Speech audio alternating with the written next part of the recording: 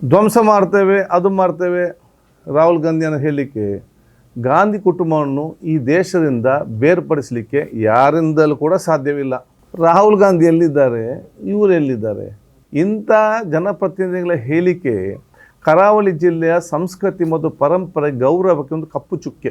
ಉತ್ತರ ಭಾರತದಲ್ಲಿ ಶಾಂತಿ ನೆಲೆಬೇಕಂತ ಹೇಳಿಕೊಂಡು ಇಂದಿರಾ ಗಾಂಧಿಯವರ ಗುಂಡಿಗೆ ಬಲಿಯಾಗಿ ಅವರ ರಕ್ತ ಉಂಟಲ್ಲ ಉತ್ತರ ಭಾರತದ ನೆಲದಲ್ಲಿ ಮಣ್ಣಿನಲ್ಲಿದೆ.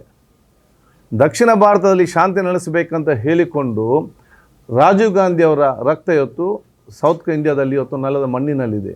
ಪ್ರತಿಯೊಂದು ಸಂದರ್ಭದಲ್ಲಿ ಧ್ವಂಸ ಇವರ DNA ಎಲ್ಲ ಕೂಡ ತಾಲಿಬಾನ್ DNA ಅಂತ ಕಾಣ್ತದೆ. ಎಲ್ಲ ಟೆಸ್ಟ್ ಮಾಡಬೇಕು. ರಾಹುಲ್ ಗಾಂಧಿ ಎಲ್ಲಿದ್ದಾರೆ, ಇವರು ಎಲ್ಲಿದ್ದಾರೆ?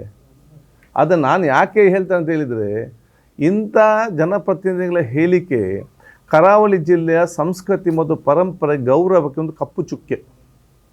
ನಾವು ಬೇರೆ ಜಿಲ್ಲೆಯವರಾಗೆಲ್ಲ ಕರಾವಳಿ ಪ್ರದೇಶ ಒಂದು ವಿಶೇಷ ಜನಪ್ರತಿನಿಧಿ ವಿಶೇಷ ಗೌರವ ಇದೆ. ನಮ್ಮ ಹೋಟೆಲ್ ಉದ್ಯಮ ದೇಶ ಉದ್ದಗಲಕ್ಕೂ ಇದೆ. ನಮ್ಮಲ್ಲಿ ಸಂಸ್ಕೃತ ಕಾರ್ಯಕ್ರಮ ನಾವು ಇಡೀ ವಿಶ್ವಕ್ಕೆ ನಾವು ಇವತ್ತು ಸಂಸ್ಕೃತ ಕಾರ್ಯಕ್ರಮ ಕೊಟ್ಟವರು ತುಳುನಾಡಿನವರು ಅಂತ ಹೇಳಿದರೆ ಅದು ಒಂದು ದೊಡ್ಡ ಮಟ್ಟದ ಗೌರವ ಇದೆ. ನಮ್ಮ ಒಂದು ಹಿಂದಿನ ಎಲ್ಲ MLA ಎಲ್ಲ ಪಕ್ಷದವರು ಕೂಡ ಇದರಲ್ಲಿ ಆ ಒಂದು ಗೌರವ ಉಳಿಸಿಕೊಂಡು ಬಂದಿದ್ದಾರೆ. ಅವರ ಗೌರವವನ್ನು ಉಳಿಸಿಕೊಂಡು ಹೋಗಬೇಕಲ್ಲ. ಈ ರೀತಿಯ ಹೇಳಿಕೆ ಕೂಡ ಮುಖಾಂತರ ಇಡೀ ನಮ್ಮ ಕಪ್ಪು ಚುಕ್ಕೆ ಒಂದು. ಎರಡನೇದು, ಈ ಹೇಳಿಕೆಯನ್ನು ಯಾರು ಕೂಡ ಒಪ್ಪುವುದಿಲ್ಲ. ಯಾರು ಹೇಳಿಕೆ ಕೊಟ್ಟಿದ್ದಾರೆ ಅವನ ಮನೆಯವರು ಒಪ್ತಾರ, ಮಕ್ಕಳು ಒಪ್ತಾರ ನೋಡು ಅವ್ರ ಹೇಳಿಕೆ. ಯಾರು ಕೂಡ ಒಪ್ಪಲಿಕ್ಕೆ ಸಾಧ್ಯ ಇಲ್ಲ ಇದರಲ್ಲಿ. ಮತ್ತು ಧ್ವಂಸ ಮಾಡ್ತೇವೆ, ಅದು ಮಾಡ್ತೇವೆ. ರಾಹುಲ್ ಗಾಂಧಿಯನ್ನು ಹೇಳಲಿಕ್ಕೆ ಗಾಂಧಿ ಕುಟುಂಬವನ್ನು ಈ ದೇಶದಿಂದ ಬೇರ್ಪಡಿಸಲಿಕ್ಕೆ ಯಾರಿಂದಲೂ ಕೂಡ ಸಾಧ್ಯವಿಲ್ಲ. ಯಾರಿಂದಲೂ. ಯಾಕೆ? ಉತ್ತರ ಭಾರತದಲ್ಲಿ ಶಾಂತಿ ನೆಲೆಬೇಕಂತ ಹೇಳಿಕೊಂಡು ಇಂದಿರಾ ಗಾಂಧಿಯವರ ಗುಂಡಿಗೆ ಬಲಿಯಾಗಿ ಅವರ ರಕ್ತ ಉಂಟಲ್ಲ ಉತ್ತರ ಭಾರತದ ನೆಲದಲ್ಲಿ ಮಣ್ಣಿನಲ್ಲಿದೆ. ದಕ್ಷಿಣ ಭಾರತದಲ್ಲಿ ಶಾಂತಿ ನೆಲೆಸಬೇಕಂತ ಹೇಳಿಕೊಂಡು ರಾಜೀವ್ ಗಾಂಧಿಯವರ ರಕ್ತ ಇವತ್ತು ಸೌತ್ ಇಂಡಿಯಾದಲ್ಲಿ ಇವತ್ತು ನೆಲದ ಮಣ್ಣಿನಲ್ಲಿದೆ. ಗಾಂಧಿ ಕುಟುಂಬದ ರಕ್ತವೇ ಮಣ್ಣಿನಲ್ಲಿ ಬೆರೆತಾಗ ಯಾರಿಗೂ ದೂರ ಮಾಡಲಿಕ್ಕೆ ಸಾಧ್ಯವಿಲ್ಲ. ಇವತ್ತು ಪಂಜಾಬ್ ನಾರ್ತ್ ಇಂಡಿಯಾ ಇರಲಿ, ಸೌತ್ ಇಂಡಿಯಾ ಇರಲಿ, ದೇಶದಲ್ಲಿ ಶಾಂತಿಯುತವಾಗಿ ನಿಂತಿದ್ದರೆ ಅದು ಇಬ್ಬರು ಮಹಾನ್ ವ್ಯಕ್ತಿಗಳ, ಅದು ಇಂದಿರಾ ಗಾಂಧಿ ಮತ್ತು ರಾಜೀವ್ ಗಾಂಧಿಯವರ ಆ ಒಂದು ಬಲಿ ಕೊಟ್ಟ ಕಾರಣ ಆಗಿದೆ. ಇವರೆಲ್ಲ ಯಾರು ಕೇರ್ ಮಾಡ್ತಾರೆ?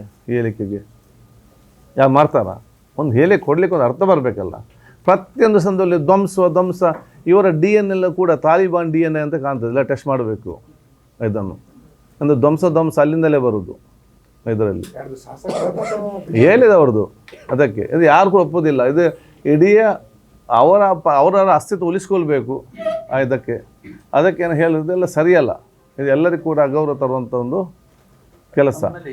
ಮಂಗಳೂರು ಕರಾವಳಿ ಅಂತೇಳಿ ಮಂಗಳೂರಿನ ಭಾಳ ಹುಷಾರು ಮಾರಾಯ, ಬೌಲ ಸಂಭವಿತರ ಅಂತೇಳಿ ಹಿಂದಿಂದ ನಮ್ಮ ತಂದೆ ಕಾಲದಿಂದಲೇ ಹೆಜ್ಜೆ ಕೊಡುಗೆ ಆ ಟೈಮಿಂದಲೊಂದು ಬಂದಂಥದ್ದು. KK ಶೆಟ್ಟಿ ಇರಲಿ, ನಮ್ಮ ಮಂಗಳೂರು ಯೋಗೇಶ್ ಭಟ್ ಇರಲಿ, ಅವತ್ತಿದ್ದಾಗ ಆ ಕಾಲದಿಂದಲೂ ಕೂಡ ಇದಕ್ಕೆಲ್ಲ ಕೂಡ ಒಂದು ಕಪ್ಪು ಚುಕ್ಕೆ ತರುವಂಥ ಕೆಲಸ. ಇದರಿಂದ ಯಾರಿಗೆ ಏನು ಸಿಗ್ತದೆ? ಹೇಳಿಕೆ ಏನಾದರೂ ಪ್ರಯೋಜನ ಉಂಟಾ? ನಾನೇನಿಲ್ಲ, ಇವರು ಕಿರುಬೆರಳಿಗಳು ಸಾಮಾನ್ಯರಿಲ್ಲ. ಯಾರಿಗೆ ಅದು ಬರ್ತದ?